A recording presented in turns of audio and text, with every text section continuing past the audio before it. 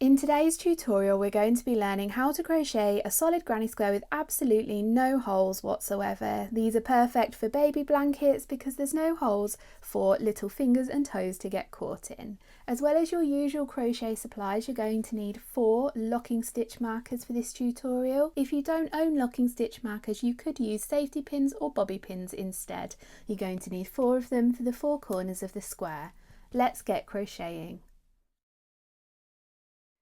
So start your granny square with a slip knot using your preferred method. I prefer to make my slip knot like this, but you can use any method you prefer.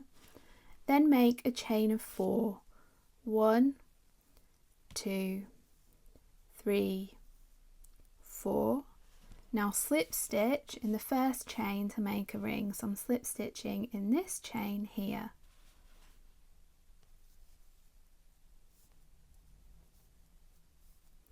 So if I wiggle these stitches about a little bit, you should be able to find a hole at the centre. That's where we're going to be crocheting round 1 into. If you find that your chain ring is too tight, then work a chain of 5 and try again. You might just be a tight crocheter. So we're going to start round 1 with a chain of 3. 1, 2, 3. This counts as our first double crochet stitch. That's double crochet in US terminology.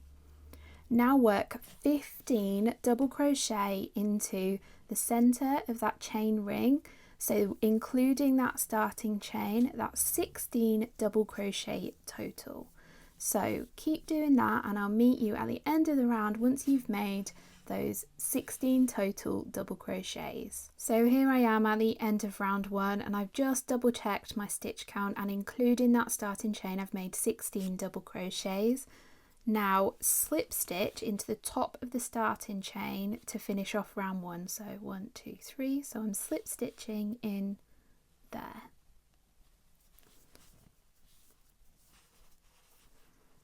Before we start round 2, we're actually going to need to put some stitch markers in the 4 corner stitches to turn this circle into a square. So I'm just going to, for ease of showing you, I'm just going to take my hook out of this crochet, but you don't need to do that if you don't want to. So if we have a look at our circle, we've just made a slip stitch in the top of the starting chain, and the stitch after that is going to become our first corner stitch, and we're going to place a stitch marker into it, so into this stitch here, in the top of it, like that. So there's my stitch marker in that stitch, and then we're going to count 4 stitches around from that stitch marker. So 1, 2, 3, 4.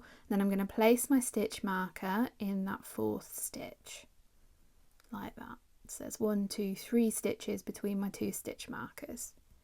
And I'm going to repeat this around until I've got 4 stitch markers in place. So 1, 2, 3, 4. Stitch marker in that stitch. 1, 2, 3, 4.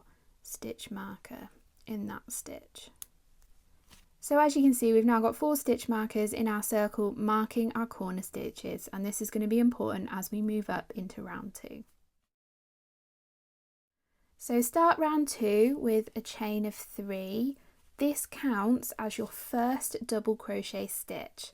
And our next stitch has a stitch marker into it. So whenever you come to a stitch with a stitch marker in it, take that stitch marker out and then work 5 double crochets into that marked stitch. So I'm going to work 5 double crochets all into that same stitch. So that's 1, 2, 3, 4, 5, all into that stitch that was marked. Now before we move on to the next stitch, we're going to mark the 3rd double crochet of that group of 5, so that middle double crochet. So there's my group of 5, 1, 2, 3. I'm going to mark it because that middle double crochet of that group of 5 is always our corner stitch from round 2 onwards. So I'm just going to lock that stitch marker. and then we're going to work a double crochet into all of the unmarked stitches. So the pattern for this square is whenever you come to a stitch that isn't marked, you work 1 double crochet into it, just like I'm doing here. And then once you come to a marked stitch, you work 5 double crochet into it.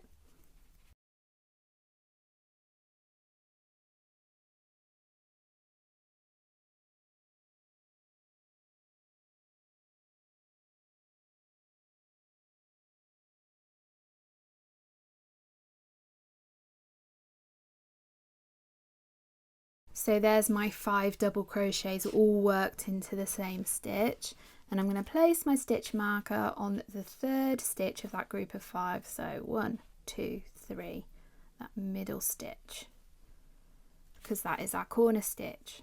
So continue working like this all the way around, and I'll meet you back at the end of round 2 and we'll start round 3 together.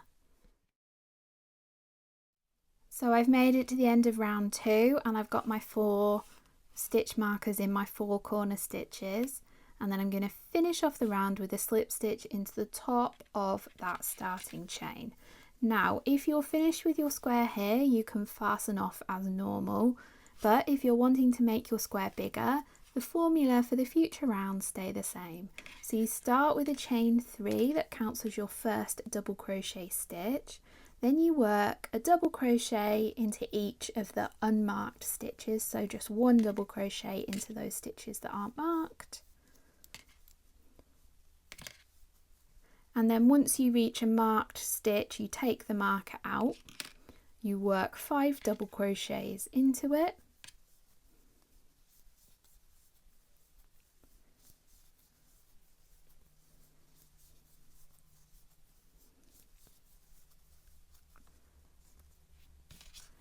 And then place your stitch marker in that 3rd double crochet of that 5 double crochet group to mark your corner for the next round. So you can continue like this for every round until the square is as big as you want it to be, but you might notice that your corners are slightly rounded. That's just the nature of doing these 5 double crochet groups. This will sort itself out if you're planning on making lots of squares and sewing them together, because that will pull those stitches up to make the corner. However, if you're making one big square or you really want to define those corners, I recommend blocking your granny square. If you've never blocked granny squares before, I have a really in-depth video all about blocking that I'll link up on the screen here now, and I'll see you again in another tutorial.